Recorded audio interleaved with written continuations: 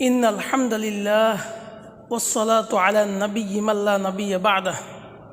সম্মানিত উপস্থিতি, আজকে যুগ উপযোগী একটি মাসআলা নিয়ে উপস্থিত হয়েছি। প্রশ্নটি হলো, একই পরিবারের একাধিক সদস্যের পক্ষ থেকে বাপ কিংবা বড় ভাই কুরবানি করলে যথেষ্ট হবে, নাকি পরিবারের সামর্থ্যবান অন্যান্য সকল সদস্যদের পক্ষ থেকে ভিন্ন ভিন্ন কুরবানি করতে হবে? এই বিষয়টি বর্তমানে একটি সমসাময়িক এবং কিছু ভাই এই বিষয়টি নিয়ে মানুষদেরকে বিভ্রান্ত করতে চাচ্ছেন। তাদের বিভ্রান্তির জবাবসহ সঠিক জবাবটি আজকে দান করব ইনশাআল্লাহ। সঠিক জবাবটি হলো, একই পরিবারের একাধিক সদস্যদের মধ্য থেকে যদি একজন ব্যক্তি সামর্থ্যবান হয়, অর্থাৎ পিতা কিংবা বড় ভাই, তাহলে সকলের পক্ষ থেকে শুধু একটি কুরবানি করলে যথেষ্ট হবে। কিন্তু একই পরিবারের একাধিক সদস্য যদি সামর্থ্যবান হন, তাহলে প্রত্যেকের জন্য ভিন্ন ভিন্ন কুরবানি করা আবশ্যক। সকলের পক্ষ থেকে পিতা কিংবা বড় ভাই একটি কুরবানি করলে অন্যান্য সদস্যদের উপর কুরবানি ওয়াজিব থেকে যাবে এবং তারা কুরবানি না করার জন্যে গুনাহগার হবে। এই বিষয়টি একাধিক সহিহ হাদিসে এসেছে এবং ফিকহি কিতাবগুলোতে এসেছে। যেমন হাদিসের মধ্যে এসেছে মুসনাদ আহমদ, তারপরে সুনানে দারেকুতনি, আল মুস্তাদরাকে হাকেম, আর সুনানুল কুবরা লিল বাইহাকি এবং শুআবুল ঈমান। এছাড়াও আরও বিভিন্ন কিতাবে এসেছে, যেমন মান ওয়াজাদা সাআতান ফালাম ইউদহা ফালা ইয়াকরাবান্না মুসাল্লানা। এখানে মান, এই মান আরবি এর অর্থ হলো ব্যক্তি, এর অর্থ কোনো পরিবার নয়, একান্নবর্তী পরিবার নয়। এই মান অর্থ দ্বারা স্পষ্ট হয়ে যায় যে এখানে প্রত্যেক সামর্থ্যবান ব্যক্তির উপর কুরবানি ওয়াজিব করা হয়েছে। তাছাড়া অন্য হাদিসের মধ্যে এসেছে, যেমন সুনান ইবনে মাজার 3125 নম্বর হাদিসে এসেছে, মুসনাদ আহমদে এসেছে, আল মুজামুল কাবির লি তবরানির 840 নম্বর হাদিসেও এসেছে। ইয়া আইয়ুহান নাস ইন্না আলা কুল্লি আহলি বাইতিন ফি কুল্লি আমিন উযহিয়াতান। এছাড়াও অন্যান্য ফিকহি কিতাবে এসেছে, যেমন হেদায়া কিতাবুল উযহিয়া, আল উযহিয়াতু ওয়াজিবাতুন আলা কুল্লি হুররিন মুসলিমিন মুকিমিন মুসিরিন ফি ইয়াউমিল আযহা। এখানেও বলা হয়েছে আলা কুল্লি হুররিন মুসলিমিন মুসিরিন, প্রত্যেক সামর্থ্যবান মুসলমান স্বাধীন ব্যক্তির উপরে।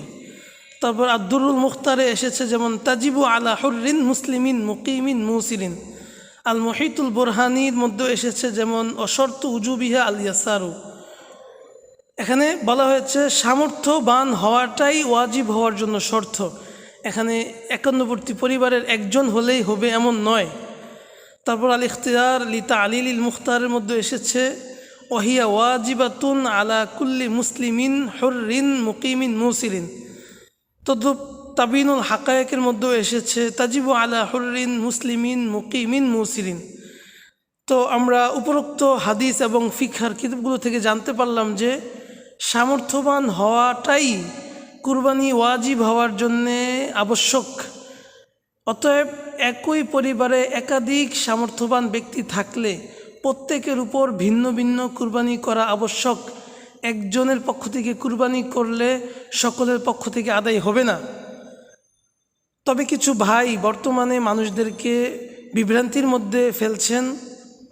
তারা এক দুইটা হাদিস বলেন মানুষদেরকে, কিন্তু সাধারণ মানুষ তো হাদিসের অর্থ কিংবা তার ব্যাখ্যা বুঝে না।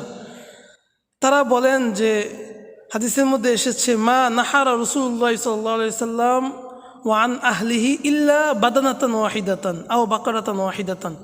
রাসূল সাল্লাল্লাহু আলাইহি সাল্লাম নিজের পক্ষ থেকে এবং তার পরিবারের পক্ষ থেকে একটি ওট অথবা একটি গরু কুরবানি করেছেন। এই যে রাসূল সাল্লাল্লাহু আলাইহি ওয়াসাল্লামের পক্ষ থেকে এবং তার পরিবারের পক্ষ থেকে, এই কথাটা দিয়ে কিছু ভাই বলতে চাচ্ছেন যে পরিবারের পক্ষ থেকে একজন কুরবানি করলে সকলের পক্ষ থেকে হয়ে যাবে। তাদের জবাবে স্বাভাবিক অর্থে বলা যেতে পারে যে এখানে যে রাসূল সাল্লাল্লাহু আলাইহি সাল্লাম তার পরিবারের পক্ষ থেকে কুরবানি করেছেন, তার পরিবারের মধ্যে কি এমন কেউ সামর্থ্যবান ছিল তখন যার উপর কুরবানি ওয়াজিব ছিল? এই জবাবটা কি তারা দিতে পারবেন? আশা করি দিতে পারবেন না, কারণ রাসূল সাল্লাল্লাহু আলাইহি ওয়াসাল্লাম এর ঘরে এমন কোনো সন্তান ছিল না উপযুক্ত যাদের উপর কুরবানি ওয়াজিব, এমন কোনো বিবি ছিল না যাদের উপর কুরবানি ওয়াজিব। তাছাড়া দ্বিতীয় আরেকটি হাদিস দ্বারা আমরা তাদের হাদিসটাকে খণ্ডন করতে পারি, সেটা হলো একাধিক হাদিসের কিতাবের মধ্যে এসেছে, যেমন মুসনাদে আহমদ এবং ইবনে মাজা 3121 নম্বর হাদিসে এসেছে, রাসূল সাল্লাল্লাহু আলাইহি ওয়াসাল্লাম কুরবানি করার পর এই বলে দোয়া করছেন যে আল্লাহুম্মা মিনকা ওয়ালাকা আন মুহাম্মাদিন ওয়া উম্মাতিহি, হে আল্লাহ এই কুরবানিকে মুহাম্মদের পক্ষ থেকে এবং তার উম্মতের পক্ষ থেকে কবুল করুন। তাহলে কি আমরা বলতে পারবো রাসূল সাল্লাল্লাহু আলাইহি ওয়াসাল্লাম যেহেতু উম্মতের পক্ষ থেকে কুরবানি দিয়ে দিয়েছেন, এখন আর কুরবানি দেওয়া ওয়াজিব নয়, কিংবা ওই মুহূর্তে যত সাহাবা একরামের উপর কুরবানি ওয়াজিব হয়েছিল তারা কুরবানি করেন নাই? তো রাসূল সাল্লাল্লাহু আলাইহি ওয়াসাল্লাম যে বলেছেন আন আহলিহি কিংবা ওয়া উম্মাতিহি, এটার উদ্দেশ্য সওয়াব। আমরা যেমন কুরবানি দেওয়ার সময় আমাদের সাত শরীকের পরেও আমরা সওয়াবের উদ্দেশ্যে মৃত ব্যক্তিদেরকে এবং বিভিন্ন অলিয়া আউলিয়াদের নামে রাখি সওয়াবের উদ্দেশ্যে, তদ্রূপ রাসূল সাল্লাল্লাহু আলাইহি ওয়াসাল্লামও সওয়াবের উদ্দেশ্যে তার উম্মতকে শামিল করেছেন। তাছাড়া আরেকটি জবাব দিতে পারি, সেটা হলো যত ধরনের মালি ইবাদত আছে, অর্থাৎ সম্পদ সম্পৃক্ত ইবাদত আছে, সবগুলো ব্যক্তিকেন্দ্রিক ওয়াজিব হয়। আমরা প্রথমে জাকাত ধরতে পারি, যেমন পিতার উপর যদি জাকাত ফরজ হয়, তদ্রূপ সন্তানও যদি নেশাব পরিমাণ মালের মালিক হয় তাহলে সন্তানের উপরও জাকাত ফরজ হয়, তাহলে কুরবানিটাও এমন হবে। আবার হজ প্রত্যেকের সামর্থ্য অনুযায়ী ভিন্ন ভিন্ন ওয়াজিব হয়। পিতার উপর যেমন ওয়াজিব হয় পুত্রের উপরও ওয়াজিব হয়, বড় ভাইয়ের উপর যেমন ওয়াজিব হয়, ছোট ভাইয়েরাও যদি সামর্থ্যবান হয় তাহলে ছোট ভাইয়ের উপরও ওয়াজিব হয়।